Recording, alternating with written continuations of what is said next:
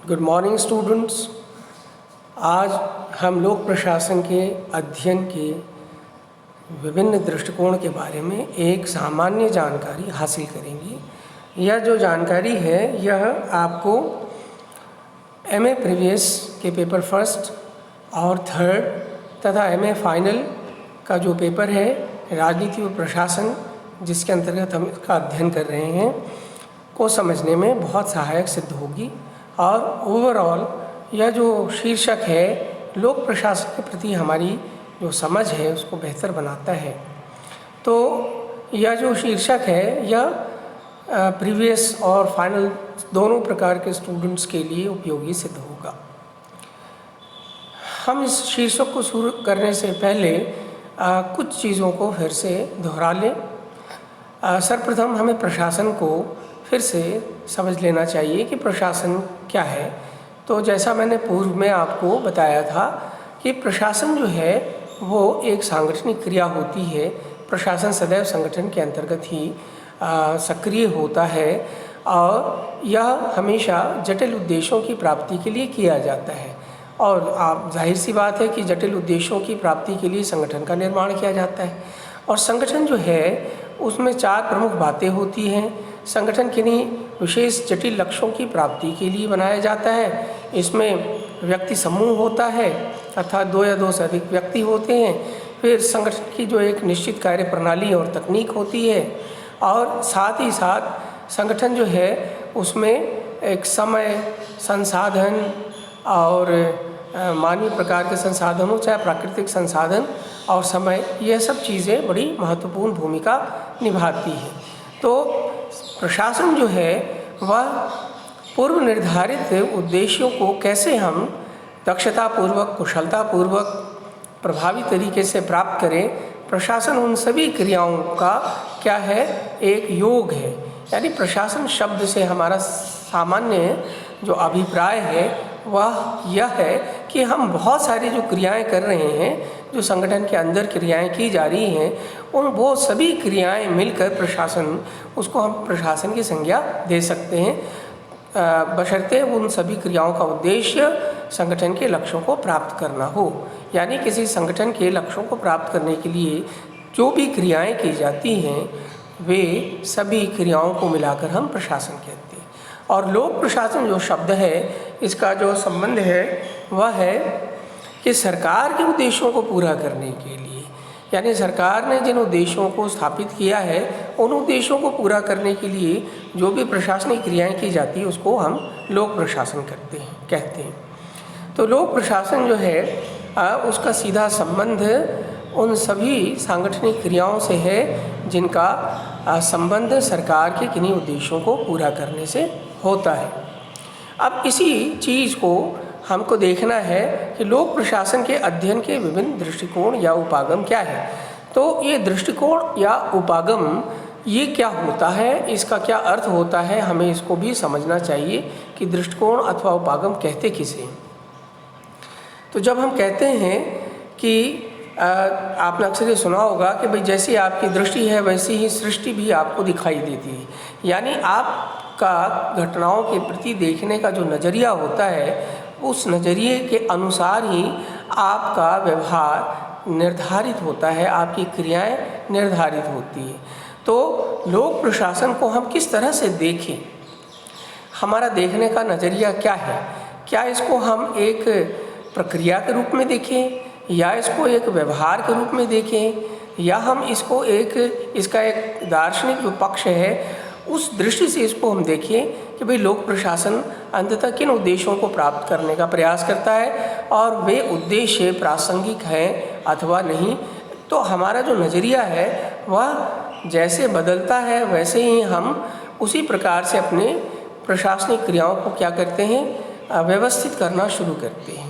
तो इसको और बेहतर तरीके से समझने के लिए अब हम एक एक करके ये जो स्लाइड्स हैं उसको आप ध्यान से देखें।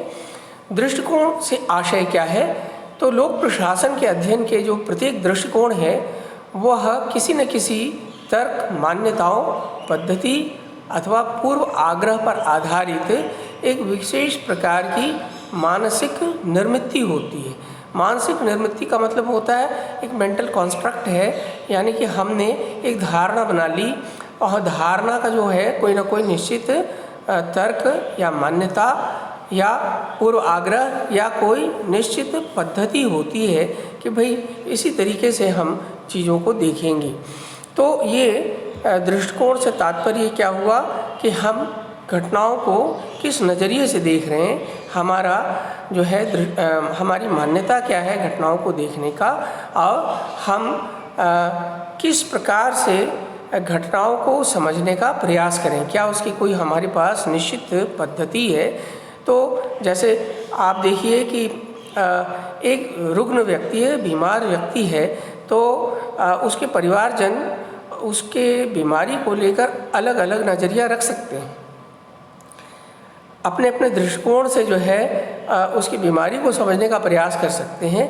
लेकिन जब वो डॉक्टर के पास जाता है तो डॉक्टर उसकी बीमारी को देखने का उसका अपना एक निश्चित पद्धति है, एक तरीका है जिसमें वह पारंगत है। उन्हीं पद्धतियों का वह क्या करता है, प्रयोग करके बीमारी का पता लगाता है। तो अर्थ ये हुआ कि दृष्टिकोण जैसे होते हैं वैसे वैसे उपाय भी किए जाते हैं। इसलिए प्रशासनिक क्रियाओं जिसका उद्देश्य होता है दिए गए लक्ष्य को प्रभावी तरीके से प्राप्त करना, तो आप प्रशासनिक समस्याओं को कैसे देखते हैं वो बड़ा महत्वपूर्ण हो जाता है।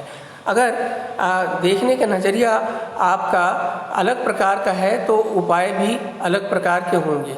तो इसलिए दृष्टिकोण जो है उसको हमें समझना चाहिए कि कौन कौन से प्रशासनिक लोक प्रशासन के अध्ययन के कौन कौन से दृष्टिकोण हैं। तो आगे की बात देखें तो ये जो दृष्टिकोण होता है उसका उपयोग शोधकर्ता जो है वो घटनाओं के अध्ययन या उनके प्रति अपनी समझ को विकसित करने या फिर घटनाओं के पीछे छिपे कार्य कारण संबंधों का पता लगाने और उस आधार पर पूर्व में भविष्यवाणी करने का प्रयास करता है। यानी कि शोधकर्ता इन दृष्टिकोणों को सबसे पहले स्थापित करता है कि हमारा नज़रिया क्या होगा चीज़ों को देखने का, और उस नज़रिया के आधार पर, उस नज़रिए के आधार पर वह घटनाओं का क्या करता है को समझने का प्रयास करता है कि इसके पीछे क्या कारण है, और उस प्रकार से वह जो प्राप्त ज्ञान है उसका वह प्रयोग किस में करता है, वह प्रयोग पूर्व भविष्यवाणी करने में करता है या उन समस्याओं के समाधान करने में करता है। तो मूलतः जितने भी प्रकार के दृष्टिकोण हैं वो किसी न किसी रूप में कार्य कारणात्मक व्याख्या के प्रयास होते हैं। इनका उद्देश्य होता है कि इन सिद्धांतों का निर्माण करना। तो अगर हम विश्लेषण करें कि दृष्टिकोण अथवा उपागम कितने प्रकार के होते हैं तो हमने इनको 3 कैटेगरी में, ब्रॉडर कैटेगरी में डिफाइन किया है। एक ऐसे दृष्टिकोण होते हैं जो किन्हीं चयनित मूल्यों, विश्वास, आदर्श पर या दर्शन पर आधारित होते हैं। कुछ ऐसे दृष्टिकोण होते हैं जो वैज्ञानिक पद्धति पर आधारित होते हैं, और चूँकि वैज्ञानिक जो पद्धति होती है वो निर्वैयक्तिक प्रकार की होती है, यानी कि वो ऑब्जेक्टिव होती है। तो ये निर्वैयक्तिक पद्धति पर आधारित वैज्ञानिक पद्धति ये दूसरे प्रकार का जो है दृष्टिकोण है। इसी प्रकार से एक दृष्टिकोणों का एक ऐसा वर्ग है जिसमें जो दृष्टिकोण शामिल किए जाते हैं वो इन दोनों का मिश्रण होता है, यानी उसमें मूल्य और वैज्ञानिक पद्धति दोनों का मिश्रण करके उपयोग में लाया जाता है। तो अब हम पहले प्रकार का जो दृष्टिकोण है, पहले वर्ग के दृष्टिकोण के बारे में हम समझें कि इसमें कौन कौन से दृष्टिकोण शामिल होते हैं।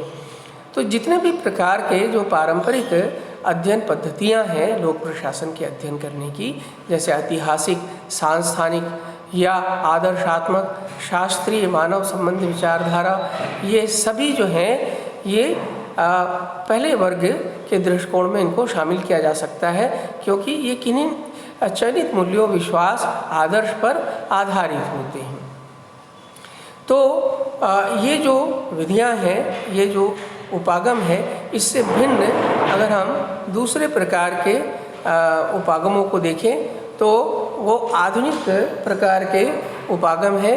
इनका संबंध थोड़ा सा वैज्ञानिक है, यानी इसको हम कहें ये वैज्ञानिक पद्धतियों पर आधारित है। जैसे तंत्र या व्यवस्थाउपागम, संरचनात्मक, प्रक्रियात्मक, व्यवहारवादी, पारिस्थितिकीय, यह सब द्वितीय वर्ग में आते हैं। ये वैज्ञानिक पद्धतियों पर आधारित दृष्टिकोण हैं। और तीसरे वर्ग में अगर हम देखें, जैसा मैंने कहा कि मूल्य और वैज्ञानिक पद्धति दोनों का इसमें हमको मिश्रण दिखाई देता है। तो नवलोक प्रशासन, लोक चयन जो सिद्धांत है, उपागम है, लोक चयन उपागम, नीति विज्ञान, यह सब, या नवलोक प्रबंधन, नवलोक सेवा, ये जो विचारधाराएं हैं या दृष्टिकोण हैं, ये तीसरे वर्ग में इनको हम शामिल कर सकते हैं, क्योंकि इनमें मूल्य और तथ्य दोनों ही का आपको मिश्रण दिखाई देगा। दोनों का उपयोग किया जाता है और फिर समस्या का अध्ययन और उनके समाधान का प्रयास किया जाता है। अब प्रथम वर्ग के उपागम जो हैं, जिसमें हमने पारंपरिक जो है विचारधारा को शामिल किया, जिसमें आदर्शात्मक है, ऐतिहासिक है, शास्त्रीय है या मानव संबंध विचारधारा है, ये सब क्या करते हैं, ये घटनाओं के अध्ययन या समस्याओं के समाधान हेतु किन्हीं चयनित आदर्श या मूल्यों के आधार पर अपने विचार, कथन या सिद्धांत को प्रस्तुत करते हैं। इसमें जो प्रमुख विचारक हैं, बड़ा जाना पहचाना सा नाम है सारे, जैसे कि विल्सन, विलोबी, वाइट, टुलिक, उर्विक, टेलर और मेयो, ये सब हम प्रथम वर्ग के जो विचारधारा है, दृष्टिकोण है, उसके ये विचारक हैं। इन सब का कहीं ना कहीं उद्देश्य क्या था कि किन्हीं मूल्यों, चयनित मूल्यों और आदर्श के आधार पे ये प्रशासनिक घटनाओं को देखते थे, उन समस्याओं को समझने का प्रयास करते थे और उन्हीं मूल्यों और आदर्श के द्वारा समस्याओं को देखकर और उसके समाधान का प्रयास करते थे। इन लोगों की विशेषता क्या थी कि इन्होंने प्रशासन को एक तकनीकी क्रिया के रूप में या मशीनीकृत कार्य के रूप में देखा, जिसका उद्देश्य है दिए गए कार्य को कुशलता, मितव्ययता और प्रभावी तरीके से पूरा करना। यानी यह जो दृष्टिकोण था प्रथम वर्ग के जो दृष्टिकोण है या उपागम, उनका सीधा सा संबंध है कि प्रशासन जो है वह दिए गए लक्ष्य को कुशलता और मितव्ययता पूर्वक पूरा करना है, और इसीलिए कुशलता और मितव्ययता को बढ़ाने के लिए हमको संगठन की संरचना, उसकी जो कार्य प्रक्रियाएं हैं, जो तकनीक है, उस पर हमको क्या करना पड़ेगा, ध्यान देना पड़ेगा, उस पर फोकस करना पड़ेगा और उसमें सुधार करके हम दिए गए लक्ष्य को कुशलता और मितव्ययता पूर्वक प्राप्त कर सकते हैं। यानी यह जो दृष्टिकोण है, यह दृष्टिकोण किस मूल्य को स्थापित कर रहा है? प्रशासन का स्वयं का अपना एक लक्ष्य है, प्रशासन का स्वयं का अपना एक मूल्य है और वह मूल्य है कुशलता और मितव्ययता। तो इसी दृष्टिकोण से हम प्रशासनिक क्रियाओं को किसी संगठन के अंतर्गत जो प्रशासनिक क्रियाएं की जा रही हैं या स्वयं संगठन, उसका हम अध्ययन करते हैं कि संगठन के कौन कौन से ऐसे क्षेत्र हैं जहाँ पर हमको क्या करना पड़ेगा, ध्यान देना पड़ेगा कि उसको कैसे बेहतर किया जाए, कैसे उसको और कार्यकुशल बनाया जाए, ताकि जो भी हमारा लक्ष्य है उसको हम कुशलता और मितव्ययता पूर्वक प्राप्त करें। तो इन लोगों ने जिन सिद्धांतों का निर्माण किया, वो जो सामान्यतः लोक प्रशासन के सिद्धांत के रूप में हम उसका अध्ययन करते हैं, तो इन लोगों ने जो सिद्धांत निर्धारित किए वह उसके पीछे एक उद्देश्य था, उसके पीछे एक मूल्य था और वह मूल्य था कुशलता और मितव्ययता का। यानी इन्होंने प्रशासन संगठन के अंतर्गत जो प्रशासन किया जा रहा है उसको एक इस रूप में देखा कि अगर कोई कार्य जो है उसको बेहतर किया जा सकता है तकनीक की दृष्टि से, प्रक्रिया की दृष्टि से, तो जो है कुशलता और मितव्ययता आ जाएगी और इससे हम अपने लक्ष्य को कुशलता और मितव्ययता पूर्वक प्राप्त कर सकेंगे। तो और हमारा उद्देश्य भी यही है कि प्रदत्त लक्ष्यों को कुशलता और मितव्ययता पूर्वक प्राप्त करना। तो ये जितने भी प्रथम वर्ग के जो दृष्टिकोण या उपागम है, उनकी मान्यता यह रही कि प्रशासन का उद्देश्य दिए गए लक्ष्य को कुशलता और मितव्ययता पूर्वक प्राप्त करना। तो उन्होंने समस्याओं को भी इसी रूप में देखा कि हम किसी कार्य प्रक्रिया को उसमें कैसे बेहतर, उसकी तकनीक को और कैसे बेहतर करें, चाहे संगठन की संरचना हो या कार्य प्रक्रिया हो, अगर हम उसको बेहतर तरीके से डिज़ाइन कर देंगे तो हम अपने उद्देश्य को प्रभावी तरीके से प्राप्त कर सकते हैं। इसी प्रकार शास्त्रीय विचारधारा जो है उन्होंने उसको हम कई बार मशीनीकृत यांत्रिक विचारधारा भी कहते हैं। और उसका उद्देश्य क्या होता है? उसका उद्देश्य होता है कि कार्यकुशलता और मितव्ययता को बढ़ाना। और फ्रेडरिक विंसलो टेलर जो हैं इस दिशा में सबसे अग्रणी विचारक हैं। उन्होंने वैज्ञानिक प्रबंध का सिद्धांत जो प्रस्तुत किया था उसका उद्देश्य यही था कि हम कैसे अधिक से अधिक उत्पादकता बढ़ाएं। अब इसी संदर्भ में हम मानव संबंध विचारधारा का भी उल्लेख करना चाहेंगे कि मानव जो संबंध विचारधारा थी, यद्यपि उसका जो फोकस था वह संरचना या कार्य प्रक्रिया न होकर वो संगठन में कार्यरत जो प्रबंधक और श्रमिक हैं इनके संबंधों को बेहतर करने पर उसने बल दिया। उनका ये मानना था, खासकर इसको मेयोवाद भी कहा जाता है। और मेयो और रॉथलिसबर्गर डिक्सन जो उनकी टीम में शामिल लोग थे जिन्होंने प्रसिद्ध हॉथॉर्न प्रयोग मैंने हॉथॉर्न जो प्रयोग किए थे उसके जो नतीजे थे उन नतीजों को ही अपन मानव संबंध विचारधारा कहते हैं। तो वह जो नतीजे थे उस नतीजों के आधार पर उन्होंने एक मत या सिद्धांत का प्रतिपादन किया और वह यह था कि यदि किसी संगठन में प्रबंधक और श्रमिकों के मध्य संबंध अच्छे होंगे, बेहतर होंगे तो उत्पादकता बढ़ जाएगी। इसका अर्थ यह हुआ कि टेलर के विपरीत अगर ज़रा देखें, टेलर ने संरचना, कार्य प्रक्रिया, तकनीक इन सब चीज़ों पर बल दिया। विशेषकर टेलर ने कार्य प्रक्रिया और तकनीक पर बल दिया और दृष्टिकोण में बदलाव लाया कि कैसे उत्पादकता को बढ़ाने के लिए सहयोग आवश्यक है। वह एक भिन्न प्रकार का दृष्टिकोण था। लेकिन मानव संबंध जो विचारधारा है वह अंतर संबंधों को बढ़ावा देती है। वो कहती है कि प्रबंधक और श्रमिकों के मध्य अगर बेहतर अंतर संबंध होंगे तो और बेहतर अनौपचारिक संबंध होंगे तो उत्पादकता बढ़ सकती है। यानी उन्होंने तकनीक जो है उसमें परिवर्तन किया। टेलर जहाँ कार्य के प्रमापीकरण या मानकीकरण की बात कर रहे हैं, वहीं यह अंतर संबंधों को बढ़ाने की बात मेयोवाद करते हैं या मेयो करते हैं।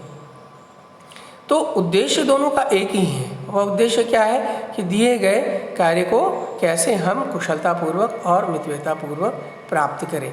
इसलिए मानव संबंध विचारधारा और शास्त्रीय विचारधारा में कोई बहुत अंतर नहीं है।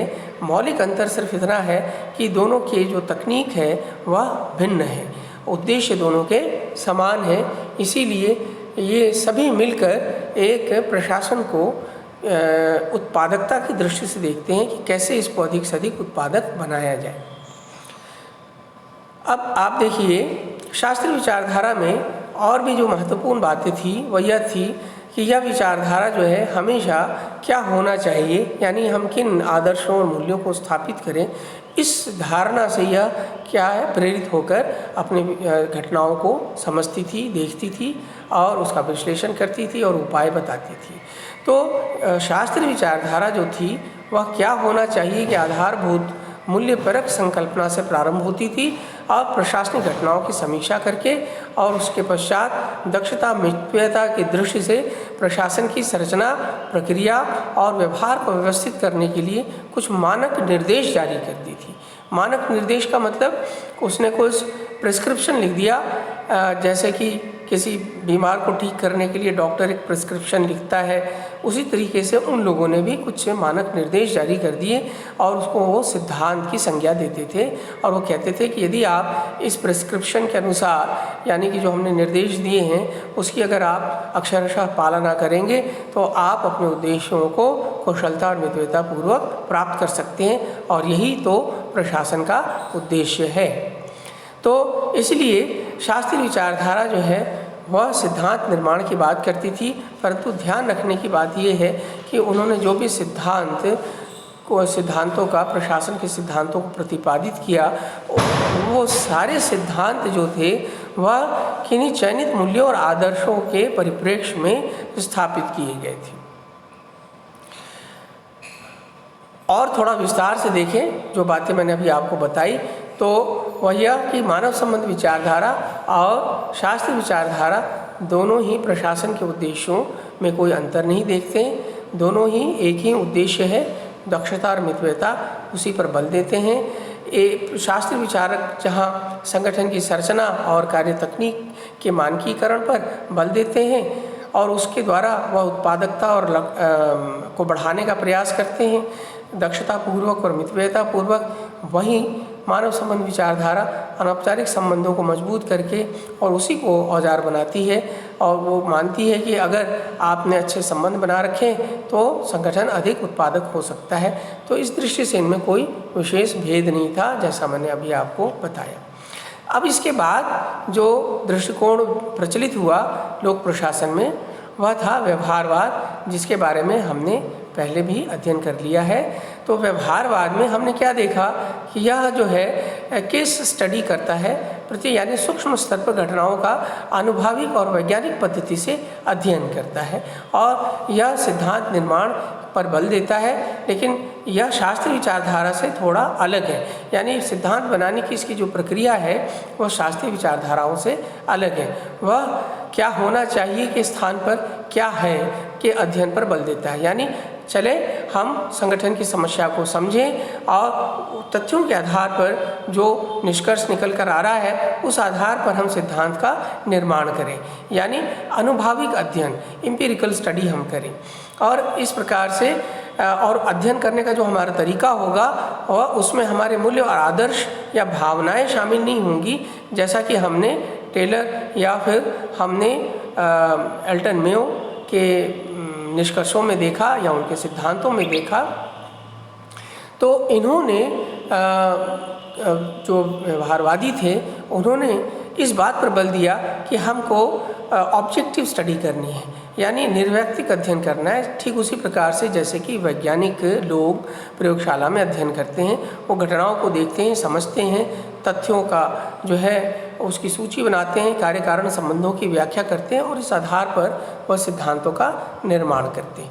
तो व्यवहारवाद की सबसे बड़ी उपलब्धि यह थी कि इसने लोक प्रशासन में सिद्धांत निर्माण के दौरान वैज्ञानिक पद्धति का प्रयोग किया और विज्ञानवाद के उपयोग को उन्होंने बढ़ावा दिया। लेकिन इसकी आलोचना इस दृष्टि से हुई कि व्यवहारवादी घटना और समस्याओं का अध्ययन करके जिन सिद्धांतों का विकास करते हैं वे मूलतः समाज के किन्हीं समस्याओं को पूरा करने में कितने प्रासंगिक हैं या उनका क्या औचित्य है, इस पर उन्होंने ध्यान नहीं दिया। अगर हम व्यवहारवादियों की बात करें तो वे भी कहीं ना कहीं दक्षता और मितव्ययता और प्रभावशीलता को उन्होंने महत्व दिया। बस फर्क ये था कि इन्होंने सिद्धांत निर्माण की जो तकनीक है, पद्धति है, उसको उन्होंने वैज्ञानिक बनाने का प्रयास किया, लेकिन यह नहीं देखा या इस प्रश्न पर उन्होंने चर्चा नहीं की कि क्या जो क्रियाएं या सिद्धांत बनाए जा रहे हैं उससे प्रशासन जिन क्रियाओं को बेहतर तरीके से कर पाएगा तो वो कार्य समाज के लिए कितना उपयोगी है, क्या वह समाज की समस्याओं का निदान करता भी है या नहीं करता, उसका औचित्य क्या है, वो कौन से मूल्यों को समाज में स्थापित कर रहा है, उसकी क्या प्रासंगिकता है, ये सारी बातों को इसने महत्व नहीं दिया था। इसीलिए व्यवहारवाद जिसके आरंभिक विचारक डेविड ईस्टन थे, उन्होंने ही इस विचारधारा को फिर में संशोधन किया और जो है एक क्रेडो ऑफ रेलेवेंस की स्थापना की, यानी कि संदर्भ का जो औचित्य है वह इस मूल्य को उन्होंने स्थापित किया कि कोई भी प्रशासन के जो सिद्धांत है वह प्रशासन के जो सिद्धांत है वो हमें ये देखना चाहिए कि क्या वह समस्याओं के यानी सामाजिक समस्याओं को समाधान करने में कितना उपयोगी है। इसका अर्थ ये हुआ कि प्रशासन जो है वह केवल अपने वातावरण से कटकर केवल संगठन की चारदीवारी के भीतर ही की जाने वाली क्रिया नहीं है, यानी जो भी प्रशासनिक क्रियाएं हैं, खासकर लोक प्रशासन के क्षेत्र में जो भी प्रशासनिक क्रियाएं की जा रही है, हम ये देखना होता है कि वह प्रशासनिक क्रियाएं क्या वास्तव में जन समस्याओं का समाधान करती हैं, या हम केवल जो भी कार्य दिया गया है उसको हम पूरे लगन से, दक्षता और मितव्ययता पूर्वक पूरा करने का ही प्रयास करें। क्या हमारी सोच या हमारी जो है समझ यहीं तक होनी चाहिए कि जो भी हमें कार्य दिया गया है वह कार्य कितना उचित है, कितना अनुचित है, क्या यह समस्या का समाधान करता है या नहीं, इसको सोचे बगैर क्या हमें अपने जो भी लक्ष्य दिए गए उसको कुशलता और मितव्ययता पूर्वक पूरा करना ही क्या प्रशासन का लक्ष्य है। तो इस तरह से प्रशासन, लोक प्रशासन की जो भी अभी तक दृष्टिकोण थे, उससे जो भी सिद्धांत विकसित किए गए उसके बारे में प्रश्न चिन्ह ड्वाइट वाल्डो ने खड़ा किया और उन्होंने पूछा कि आखिरकार लोक प्रशासन का उद्देश्य क्या है। तो उन्होंने एक बात कही कि अभी तक लोक प्रशासन ने जो भी दृष्टिकोण अपनाए प्रशासन को लेकर, उसमें उन्होंने साधन को महिमामंडित कर दिया और लक्ष्य को भुला दिया। यानी उन्होंने जो लक्ष्य निर्धारित किए थे अपने, कुशलता और मितव्ययता, यानी दिए गए लक्ष्यों को कुशलता और मितव्ययता पूर्वक प्राप्त करना ही प्रशासन का लक्ष्य है। तो उन्होंने कहा यह कुशलता और दक्षता तो साधन हो सकते हैं, यह लक्ष्य नहीं हो सकता। लक्ष्य तो लोक प्रशासन का जन कल्याण है, जनता की विविध प्रकार की जो समस्याएं हैं उन समस्याओं को कैसे बेहतर तरीके से दूर किया जाए, कैसे नागरिकों को हम आराम पहुंचाएं, उनको कैसे फैसिलिटेट करें, उनके व्यक्ति के सर्वांगीण विकास के लिए हम कैसे उपयोगी सिद्ध हों, हमें इस विचार पर चर्चा करनी चाहिए। तो उन्होंने ये कहा कि प्रशासन ने अभी तक तो केवल साधनों को महिमामंडित किया, अपना जो लक्ष्य था लोक कल्याण उसको उन्होंने भुला दिया, इस पर उन्होंने कोई चर्चा नहीं की। और इस प्रकार से हम देखते हैं इसका जो परिणाम हुआ वह यह हुआ कि एक नवीन लोक प्रशासन का उदय हुआ, एक विचारधारा का उदय हुआ। और यह जो नवीन लोक प्रशासन था इसने फोकस किया कि लोक प्रशासन का उद्देश्य निश्चित रूप से कार्य कुशलता और मितव्ययता नहीं हो सकती। इसका उद्देश्य है समाज में जितने भी व्याप्त सामाजिक आर्थिक असमानता है उसको दूर करना और व्यक्ति के सर्वांगीण विकास के प्रयास करना ही लोक प्रशासन का उद्देश्य है। और इसीलिए नवीन लोक प्रशासन में जो नवीन शब्द है वो इसी बात को रेखांकित करता है कि लक्ष्यों को फिर से परिभाषित किया गया। अभी तक यानी 1887 से वुड्रो विल्सन ने जिस विभागीकरण की चर्चा की थी उसके पश्चात नवीन लोक प्रशासन के उदय तक लोक प्रशासन का जो लक्ष्य था वह कुशलता और मितव्ययता को लेकर बना हुआ था। लेकिन नवीन लोक प्रशासन ने लक्ष्यों को फिर से परिभाषित किया और क्या स्थापित किया कि हम प्रशासन का उद्देश्य लोक कल्याण है और इसके लिए हमको जन समस्याओं को अच्छे से गहराई से समझना पड़ेगा कि वास्तव में वे जो समस्याएं हैं उसका समाधान कैसे किया जा सके। विभिन्न वर्गों की जो आपसी संघर्ष है उन संघर्षों के क्या कारण हैं, कौन कौन से सामाजिक आर्थिक कारण हैं उसकी हमें समझ होनी चाहिए। और जब भी हम कोई नीति बनाएं तो उस नीति बनाते समय हमें ये देखना चाहिए कि हम कौन कौन से मूल्य स्थापित कर रहे हैं, वो जनता की समस्याओं को दूर करने में कितने प्रासंगिक होंगे।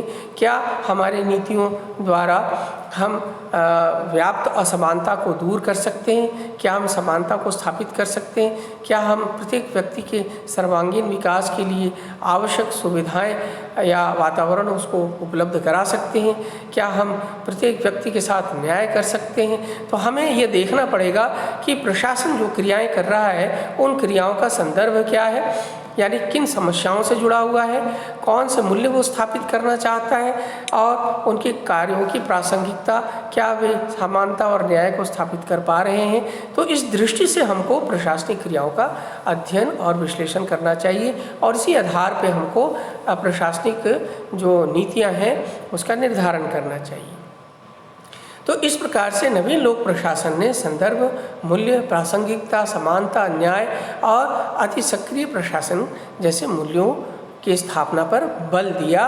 और आप देखें कि जैसा मैंने पहले कहा था कि दृष्टिकोण के अध्ययन के 3 वर्ग हमने बांटे थे, तो ये तीसरे वर्ग में आता है कि यह इसमें वैज्ञानिकता भी है परंतु इसमें मूल्य भी है। यानी कि आप किन्हीं मूल्यों को स्थापित करें और उस मूल्यों को स्थापित करने के जो तरीके हैं उसमें वैज्ञानिकता हो सकती है। यानी पद्धति भले ही आप वैज्ञानिक कार्यकुशलता और दक्षता और मितव्यता का परित्याग नहीं करना है, परंतु वह उसको बनाए रखें और देखें कि आप क्या जो भी उद्देश्य पूरा कर रहे हैं वो समाज की समस्याओं का समाधान प्रस्तुत करता भी है अथवा नहीं। तो इस तरह से नवीन लोक प्रशासन ने लोक प्रशासन में पहली बार लोक जो शब्द है उसके महत्व को स्थापित किया। और लोक का मतलब सरकार, और सरकार के औचित्य, या इसको आप जो दूसरे शब्द में कहें कि सरकार का उद्देश्य क्या है, जन कल्याण, तो जन कल्याण के महत्व को उसने स्थापित किया। और इस दौरान उसने राजनीति और प्रशासन का जो द्विभागीकरण था जिसके आधार पर इस विषय की स्थापना हुई थी उसको भी समाप्त किया। और चूँकि अब लोक प्रशासकों से उम्मीद की जाती थी कि समाज में व्याप्त जो समस्याएं हैं, असमानताएं हैं, बेरोजगारी है, भुखमरी है, भ्रष्टाचार है और तीव्र गति से आर्थिक विकास है, ये जो सारी समस्याएं हैं उन समस्याओं को आप बड़े गहराई से समझें और इसके लिए आपको अन्य दूसरे विषयों में जो उपलब्ध ज्ञान है, तकनीक है, उसका भी आप प्रयोग करें और समस्या का समाधान करने के लिए समस्या को अंतर्वैश्विक दृष्टिकोण से आप उसको समझिए और उसके पश्चात एक व्यवहारिक लोक नीति का निर्माण करके और फिर उसको लागू करते समय आप दक्षता और मितव्यता का भी ध्यान रखिए। तो यहाँ पर जो नवलोक प्रशासन है जिसको न्यू पब्लिक एडमिनिस्ट्रेशन कहा जाता है, यह क्या करता है, लोक प्रशासन में एक पैराडाइमिक चेंज लेकर आता है। इसने एक नए आयाम खोल दिए लोक प्रशासन को और इसको और अधिक लोक कल्याणकारी और अधिक प्रासंगिक बनाने का कार्य किया। तो आज हम इतना ही पढ़ेंगे और इसके बाद अगली कक्षाओं में हम देखेंगे कि बाद में लोक चयन उपागम या फिर लोक नीति विज्ञान या नवलोक प्रबंधन और नवलोक सेवा की अवधारणाएं क्या थी और उन्होंने लोक प्रशासन विषय को कैसे और अधिक जो है ज़्यादा उसमें योगदान किया, उसको और ज़्यादा कैसे सारगर्भित बनाया। धन्यवाद।